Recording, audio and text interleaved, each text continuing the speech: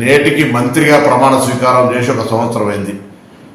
శాఖల పరంగా, ప్రభుత్వ పరిపాలన పరంగా రేవంత్ రెడ్డి గారు ముఖ్యమంత్రిగా, బట్టి విక్రమార్క గారు ఉప ముఖ్యమంత్రిగా, సహచర కేబినెట్ మంత్రులు, శాసనసభ్యులు, శాసనమండలి సభ్యులు, కార్యకర్తలందరి సహకారంతో, అధికారుల సహకారంతో ఒక ప్రజాసేవ లోపల సంతృప్తికరంగా సేవ చేసినాం. ప్రభుత్వం అనేక చారిత్రాత్మక నిర్ణయాలు తీసుకుంది.